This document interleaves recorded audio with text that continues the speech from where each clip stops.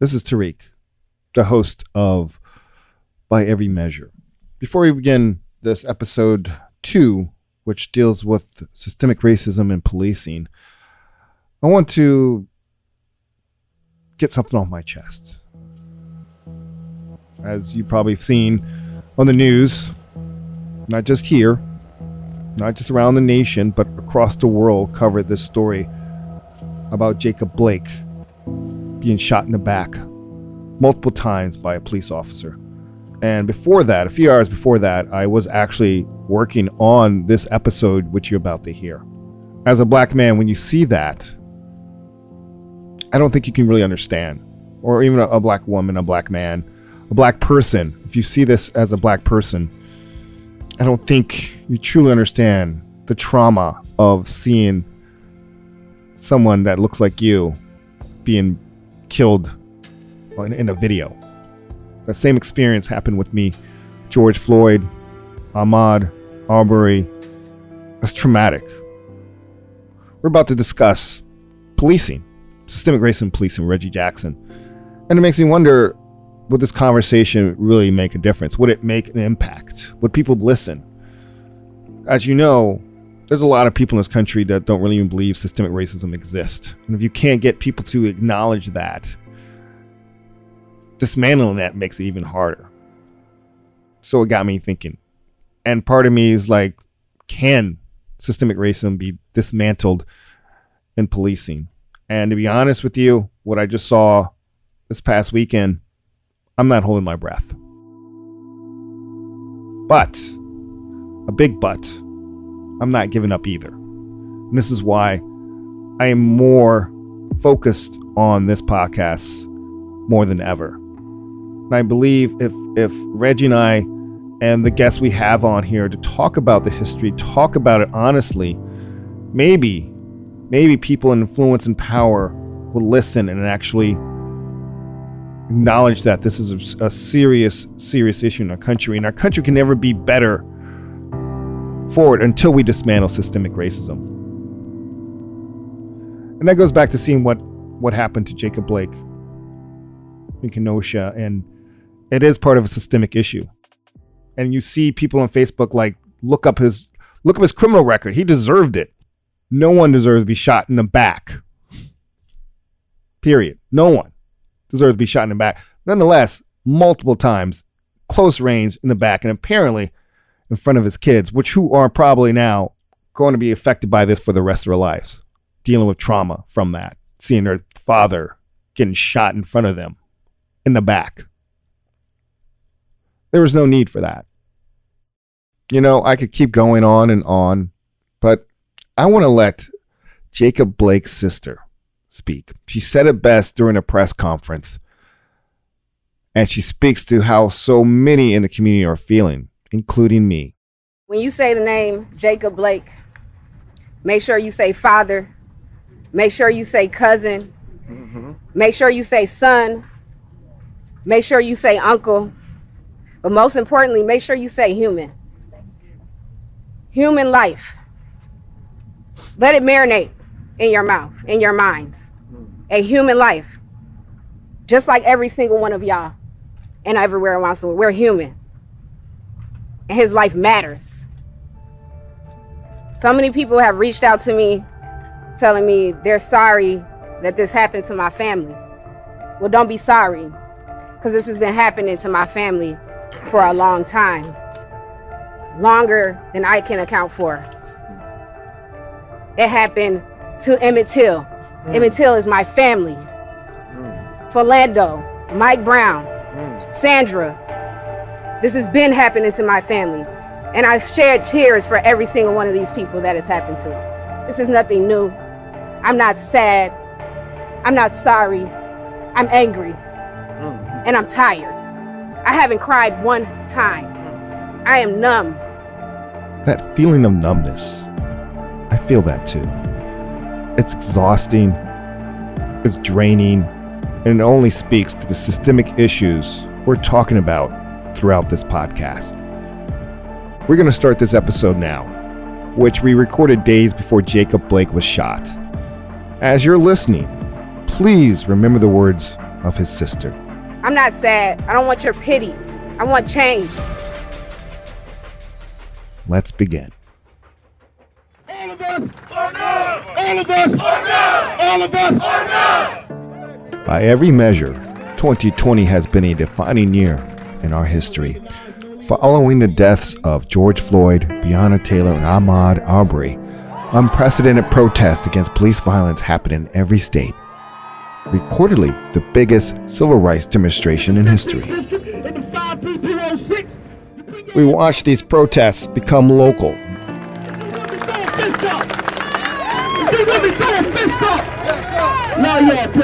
88.9 was there at the first protest in Milwaukee. At what point do we say enough? No more! At what point do we say that this is got to stop? We can't afford to allow racist systemic regimes to come into our communities, gun us down, kill us, and there's no consequence to that action.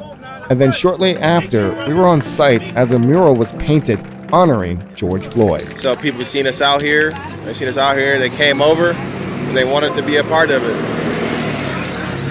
Wanted to have a solid representation of George Floyd over here. Or just representation of what's happening in the nation or across the world.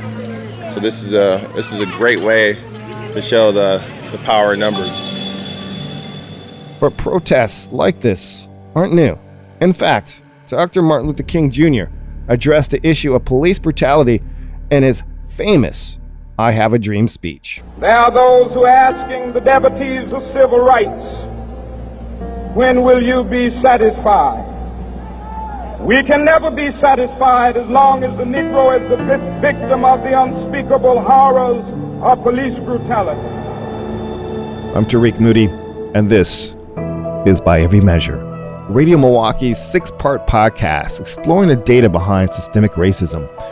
Dr. King's dream still remains out of reach, yet to be realized. An analysis by the advocacy group Mapping Police Violence found that 99% of police killings from 2014 to 2019 did not result in officers being charged with, let alone convicted of a crime.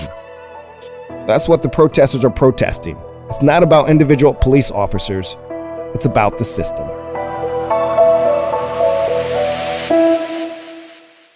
We know that they're here to protect white people and serve us with warrants. They don't provide the same level of treatment to people of color. Our conversation begins with a term that I've seen a lot on social media and in the press, defending actions of police. The term is called bad apples. Here's Reggie Jackson.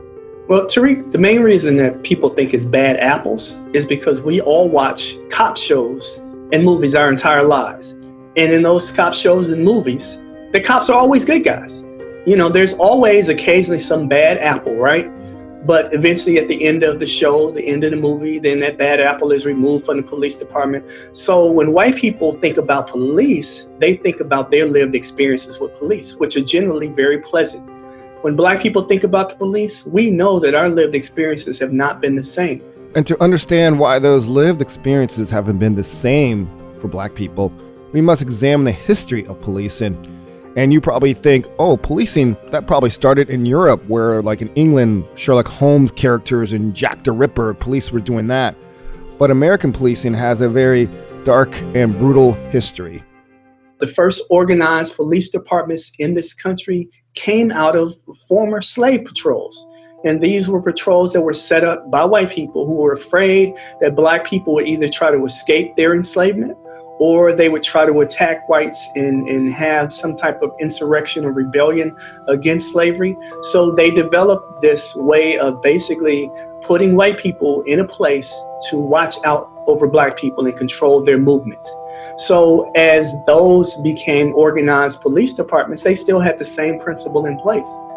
As long as policing has had a strong presence in black communities, so have protests against the injustices and unfair treatment of those communities. Protests aren't anything new. Many people forget that this didn't start with George Floyd or Breonna Taylor. It didn't start with vigilantes, so-called vigilantes killing Ahmaud Arbery. These things have been occurring year after year, decade after decade, century after century. And black people have been protesting these things from many, many years ago. One of the least known cases of police brutality is a man by the name of Jimmy Lee Jackson, who was murdered by police in Alabama. Part of a peaceful protest. He and his family were chased into a small diner. The police came in and beat his mother. He tried to protect his mother, and they shot and killed him. And then basically said that, he was attacking the police officers when he never was. So we protested that back in the 1950s. We protested here in Milwaukee when Ernest Lacy was killed in police custody in 1981. We protested across the country after Rodney King was beaten senseless by police in Los Angeles. We protested after Mike Brown, after Freddie Gray, after Tamir Rice. All of these instances that we've been protesting that have been ignored by people have led up to now George Floyd's death, creating protests that we've never seen to this extent. In those early protests Reggie mentioned, majority of those protesters were black. And today, with cases like Breonna Taylor and George Floyd, the protesters are becoming more and more diverse. Someone told me that, man, they're protesting in Fargo, North Dakota. I was like, are you kidding me? And they're protesting in Salt Lake City. I'm like, that's got to be some white people, man, because there ain't no black people out there, right? So that told me that things had changed. But for me personally, I understand a lot more about policing because I've talked to police officers, former and current police officers, and what they will tell you is that these cop shows are propaganda. That's what I call them. They're propaganda. They're not real. They're not based on reality. They're based on a set of principles that make the police seem like they are constantly doing good. And for the most part, they are, but they ignore all of the bad things about policing. They ignore, this blue wall of silence that exists. And most Americans are surprised when I share with them how many people are killed by police every year, Tarik. And that number, I wasn't even ready for it. It even surprised me. Since 2013, which is when the first databases started to be created by different organizations, we found that every year, the police in the United States kill over 1,000 people per year. 1,000 people? That is literally 3 people per day. One person every 8 hours dies in some encounter with police. Many of those people are unarmed. We've been protesting unarmed black people being killed by police. And when you think about this, the police kill a little bit of everybody, Tarik. They kill white people. In fact, the largest number of people killed each year by police are white people. The argument could be said, based off the population, white people get killed by police more often than blacks. Isn't that true? But guess what? White people are 61% of the residents of this country. So obviously, they're going to be the highest number.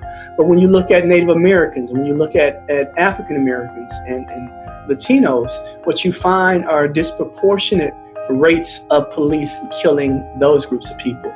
Blacks are anywhere, depending on which year you choose, anywhere from 2.5% to 3% more likely to be killed by police than white people are. Unarmed black people are 5 times more likely than unarmed white people to be killed by police.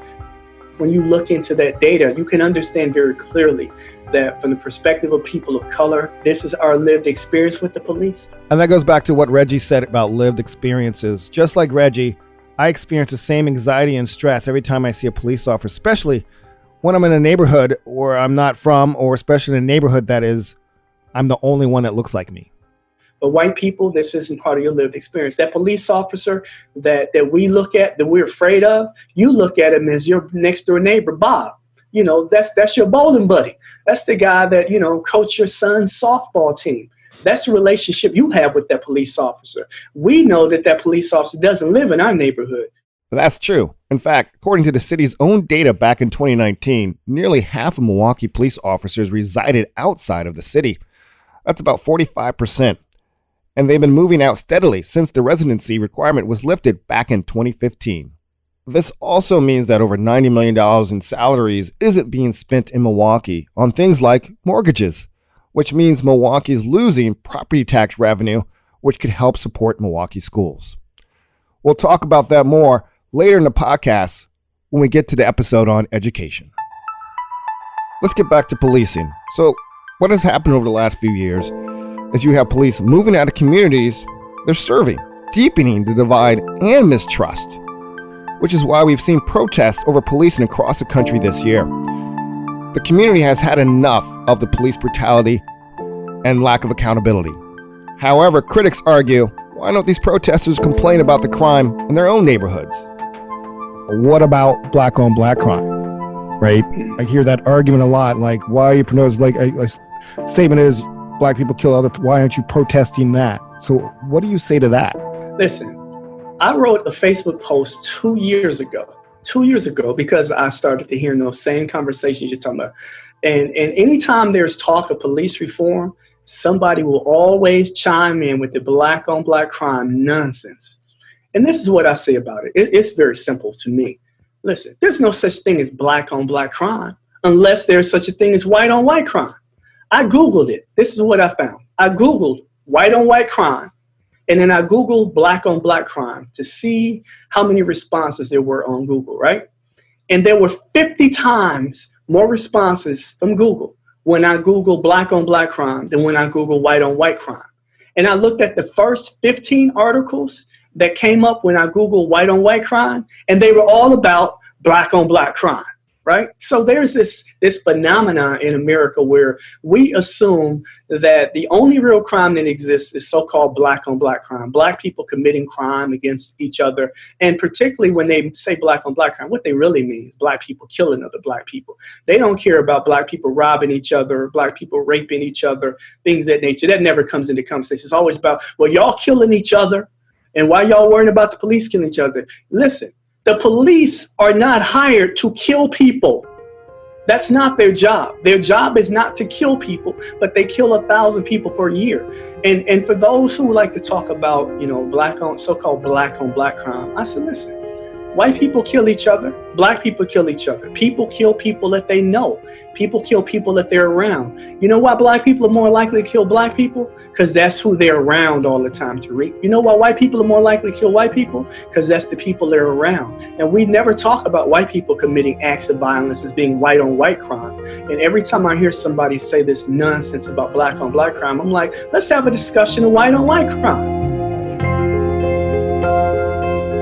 Murders happen in every country on the planet because human beings murder each other. And most of the time that people commit murder, they'll catch them and put them in jail. So they get their justice. But the problem is when a police does it, which their job is to protect and serve, and when they do something bad, 9 times out of 10, they'll get their job, or they might be shuffled around. So I think people don't understand that part either. It's like, when you say systemic, they're protesting the systemic issues of the police of not doing their job. And when they do something bad, like somebody in the street that does commit murder, they go to jail, they do their time.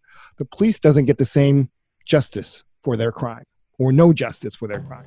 You know, that's a brilliant point, Tarik. It plays out different than when you or I kill somebody. Tarik, if you were to leave your home or your studio on any given day, and you committed a murder right in front of your home or your studio, right?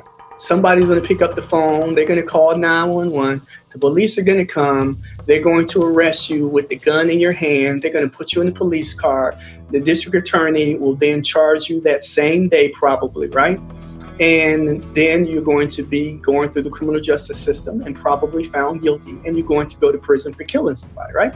But if you were a police officer and you kill somebody, for instance, you choked Eric Garner to death in a move that was illegal. NYPD had banned the chokehold 30 years before Eric Garner.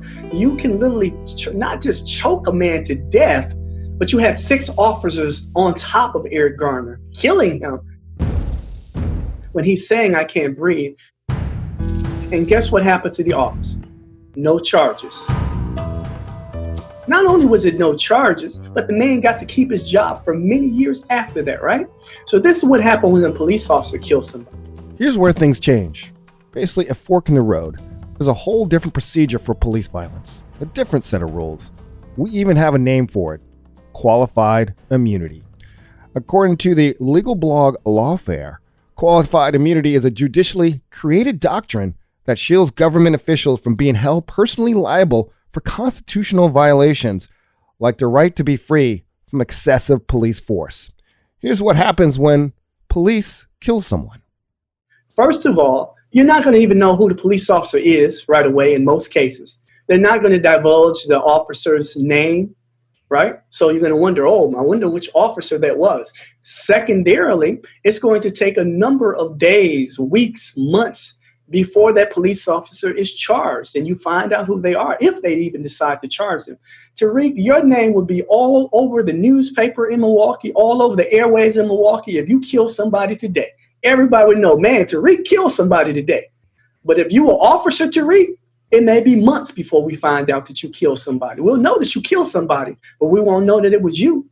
So when we look at how the system works, and I've said this to police officers, I've said this to former Chief Flynn, until you begin to treat police officers who commit crimes the same way you treat civilians who commit crime, then I will never have any respect for policing, because there is no reason that the rules should be different for a police officer. In fact, you should be living by a higher standard, because this is the excuse they use, Tarik, all the time. You hear it all the time.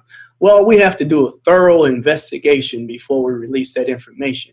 And then, well, what about the charges, District Attorney? We have to make sure we do a very thorough investigation before we bring charges. We want to make sure we bring the right charges, and we're not, bringing the wrong charges and have a chance of losing in court.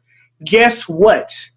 If they were to arrest Tarik Moody for killing somebody, they will not have to do a thorough investigation. Your behind will be in a police car. You will be in a Milwaukee County jail immediately. And that so-called investigation to make sure they get the right charges, they can amend the charges anytime they choose. This is what district attorneys do all the time. They charge you with something and then they change it the next day or the next week or the next month. Why is it that they think that we're dumb enough to believe they can't do that with police officers? And because they don't, because we're smart enough to notice that they don't do this with police officers, we say that there are systemic problems with police. Coming up next, we're talking to a 25-year veteran of the force, a former Milwaukee police captain. Now retired from the police, she shares her thoughts on what we need to do to begin to dismantle systemic racism in policing.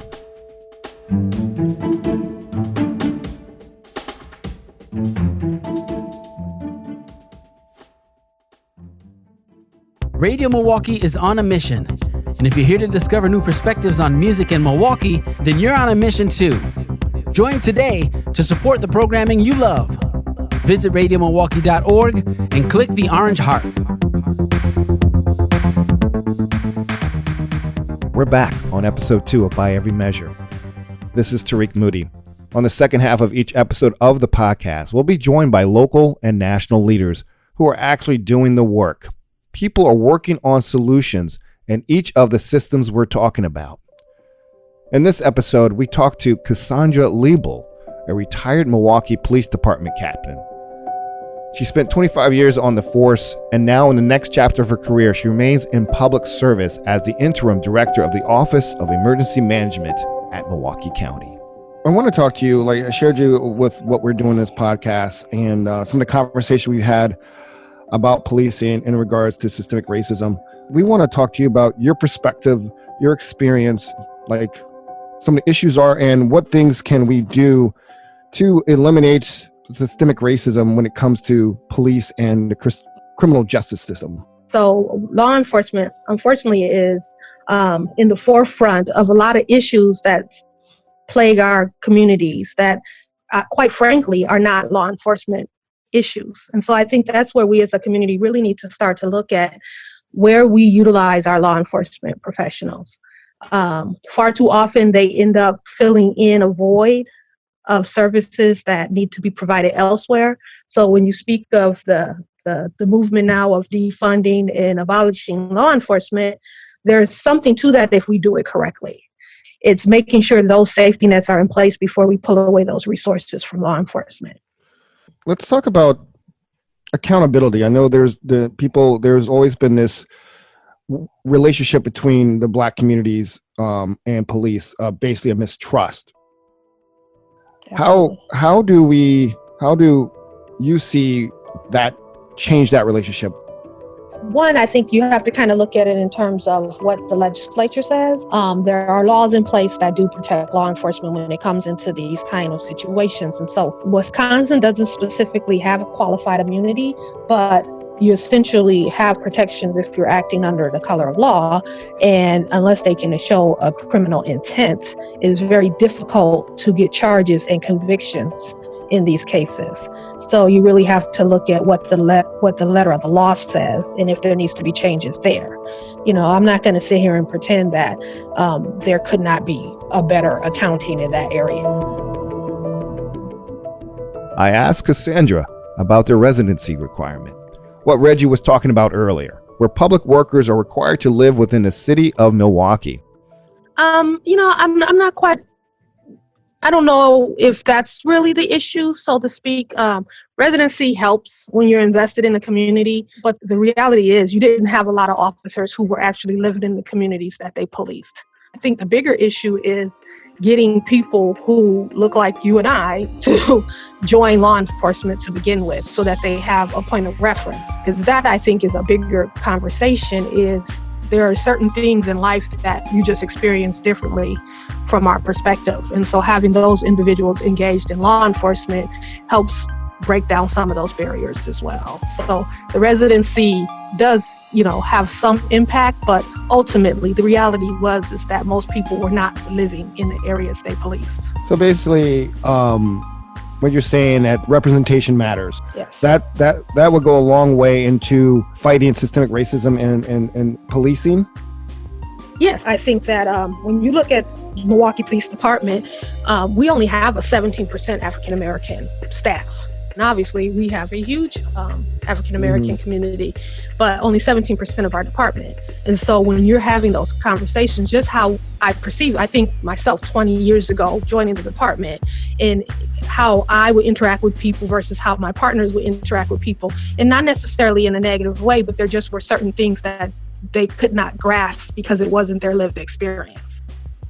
Again, that probably comes back to the mistrust, but I want to know what inspired you to join the force over 20 years ago. It's this conversation that we're having that representation. I grew up seeing law enforcement and not seeing law enforcement that looked like me, but having contact with law enforcement, and how could I engage in a way that could help my community. So that was really my catalyst to say, I don't like what I'm seeing. The one thing I want to talk to you about is you probably heard the term, the talk. And what I mean by the talk, if you're not a Black parent, you don't know what the talk is. It's basically when a parent sits down with their child and explains what to do when police pull you over, knowing you won't be treated the same as a white person. And that's passed on generation to generation, right? I mean, one of the biggest example of the talk going awry is Philando Castile in Minneapolis, where he did everything right. Absolutely. How do we... If I have kids, I don't want, like, one thing I don't want to pass along what my dad passed to me is the talk. How do I get rid of that talk? What can government, police do to make sure that I don't have to give that talk, or my future kids or future generations don't have to give that talk? Yeah, that's a challenging one. So frequently you hear people say, well, if you get pulled over, just do what they say and everything will be fine. And like you said, that did not happen in Minneapolis. And so we have to be realistic in that. And so that's where the onus falls back on law enforcement to say that this is not a battleground where people should need to have that conversation. And we really need to start looking at public safety as the motivator and not law enforcement. If that makes sense, that we're not so much enforcing the rules and the regulations, but more, what are we doing to keep the community safe? And are some of these situations counterintuitive to that? You know, I tell people all the time when someone says, well, if you get pulled over and you didn't do anything wrong, you shouldn't care if they stop you. And I go, well, I'm not in the habit of leaving my house for no reason. So if I get pulled over, I'm going to be bothered. You know, I'm going somewhere and I may be picking my son up or I may be doing something. So yeah, it does bother me. So we shouldn't have this flippant attitude about people's time. People's time is important. If I can count on one hand the number of times I've been stopped, then you're lucky. But for a lot of us, that's not the case. So if you get stopped pretty regularly, at a certain point, you're going to say enough already. I'm not okay with that. And we should not be okay with that.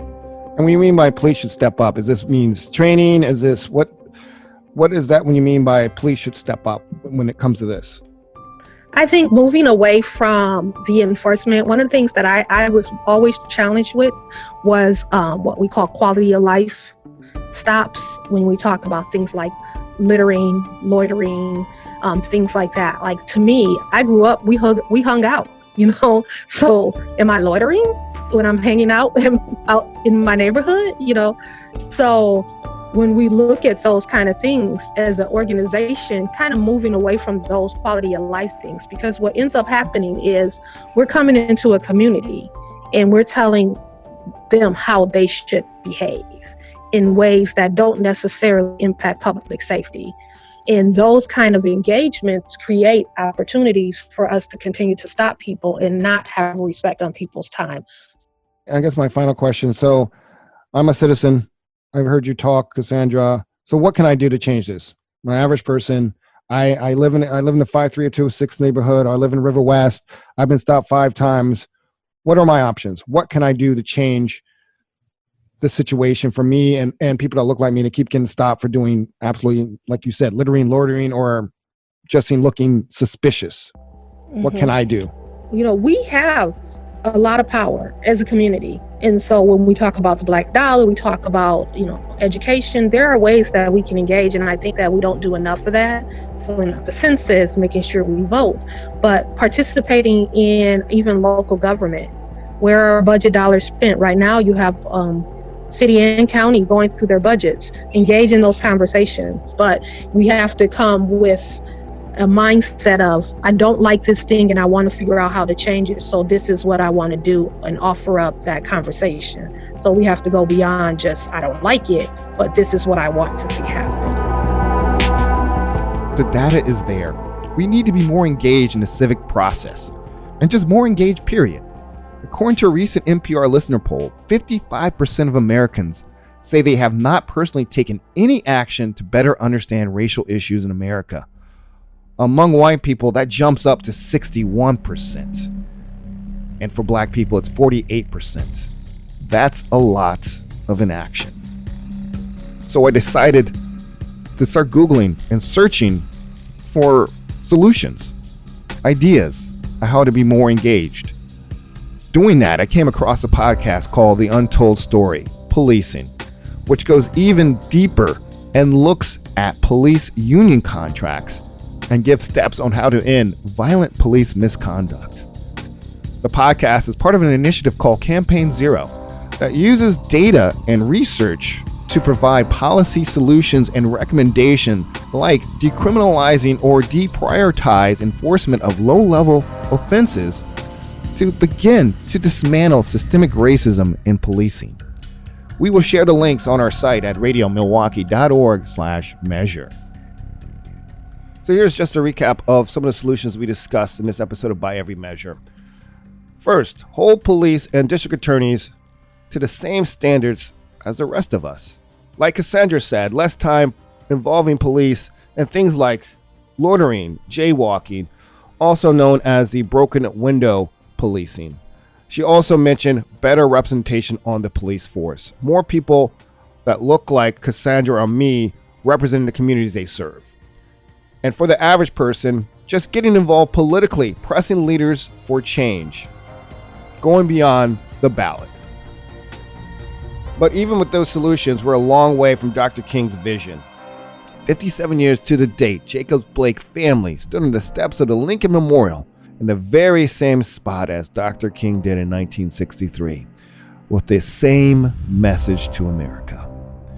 We'll close out where we began and let his sister have the final word. America, your reality is not real. Catering to your delusions is no longer an option. We will not pretend. We will not be your docile slave. We will not be a footstool to oppression. Most of all, we will not dress up this genocide and boo and call it police brutality. We will only pledge allegiance to the truth.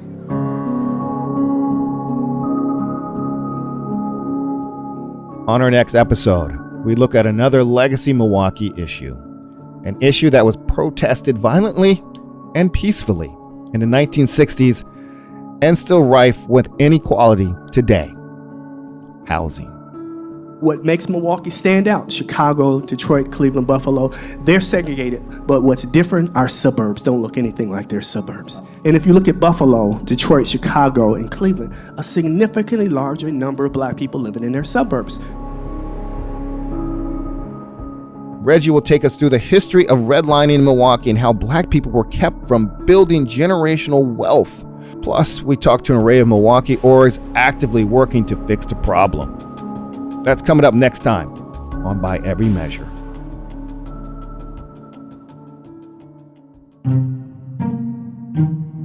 By Every Measure is hosted by Tarik, Moody, and Reggie Jackson, executive produced and edited by Nate Immig, with additional production support from 88.9 Program Director Jordan Lee, Marketing Director Sarah McClanahan, Marketing Coordinator Aaron Bagata, Web Editor Evan Retleski, Audio Producer Salam Fatayr, Executive Director Kevin Suker, Content Marketing Manager Amalinda Burrich, Community Engagement Manager Maddie Reardon, and Imaging Manager Kenny Perez.